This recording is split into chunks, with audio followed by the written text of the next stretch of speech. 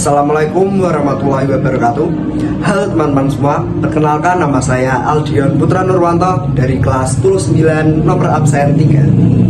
Di sini saya akan menjelaskan materi mengenai salah satu dari ke-9 orang wali yang ada di Indonesia yang kita kenal sebagai Wali Songo, yaitu Sunan Ampel. Sunan Ampel atau Raden Rahmat lahir sekitar tahun 1401 Masehi. Beliau datang ke tanah Jawa sekitar tahun 1443 Masehi. Lalu beliau meninggal sekitar tahun 1483 Masehi. Sunan Ampel merupakan putra dari Maulana Malik Ibrahim atau yang biasa kita kenal sebagai Sunan Gresik. Ia merupakan keturunan dari seorang ibu yang berasal dari negeri Campa, yakni Dewi Candrawulan. Raden Rahmat atau Sunan Ampel hidup pada masa kerajaan Majapahit, di mana pada saat itu kerajaan Majapahit tengah mengalami kemunduran setelah ditinggal wafat oleh Mahapatih Gajah Mada dan juga Raja Hayam Wuruk. Kerajaan Majapahit terpecah karena adanya konflik internal di dalam kerajaan Majapahit, seperti perang saudara dan juga ketidakloyalan para adipati kepada pemerintahan kerajaan. Pajak dan upeti seringkali disalahgunakan oleh para adipati dan juga petinggi kerajaan Majapahit untuk kepentingan mereka sendiri. Para bangsawan dan pangeran juga memiliki kebiasaan yang buruk, seperti berpesta pora, bermabuk-mabukan, dan juga berjudi. Prabu Brawijaya yang melanjutkan kepemimpinan dari Raja Hayam Wuruk menyadari bahwa apabila kebiasaan buruk tersebut tetap dilakukan, maka akan menyebabkan kerajaan menjadi melemah. Dan apabila kerajaan melemah, maka akan mudah bagi musuh untuk menghancurkan dan melumpuhkan kerajaan Majapahit.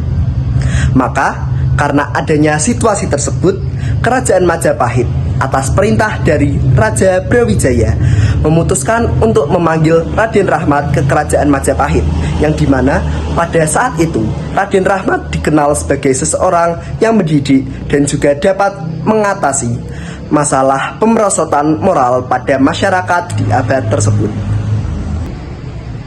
Pada abad Diponegoro disebutkan bahwa Raden Rahmat memiliki pengaruh yang besar di dalam kerajaan Majapahit.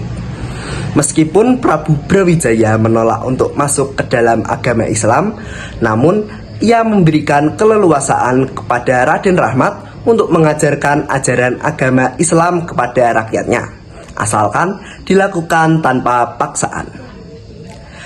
Pada saat tinggal di Majapahit juga, Raden Rahmat dinikahkan dengan putri dari seorang bupati Tuban, yaitu Nyi Ageng Manila.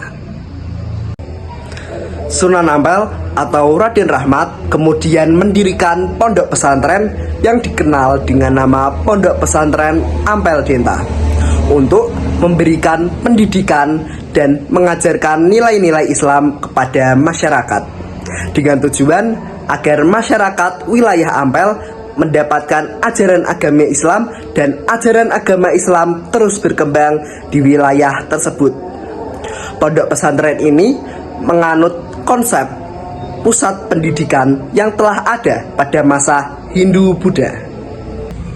Sunan Ampel merupakan seseorang yang memiliki toleransi yang tinggi dan tidak pernah membedakan atau mempermasalahkan adanya perbedaan. Semua orang, baik dari keluarga kerajaan, bangsawan maupun rakyat yang paling rendah, berhak untuk memeluk agama Islam dan juga mendapatkan pengajaran mengenai nilai-nilai keislaman dari beliau. Maka dengan itulah nama dan ajaran yang diajarkan oleh Sunan Ampel mudah berkembang dan semakin luas dikenal oleh masyarakat pada saat itu. Sunan Ampel mengajarkan ajaran yang sangat berkaitan dengan kebiasaan buruk pada masyarakat kala itu, yakni ajaran Moh Limo.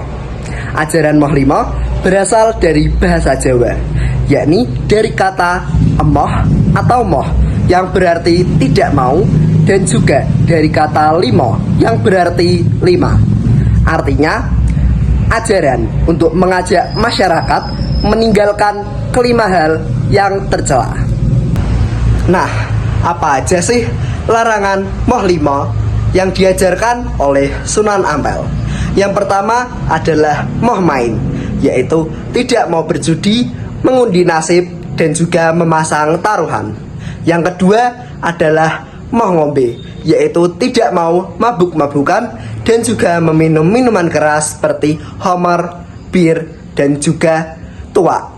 Yang ketiga adalah moh madon, yaitu menolak untuk bermain wanita lain selain istrinya.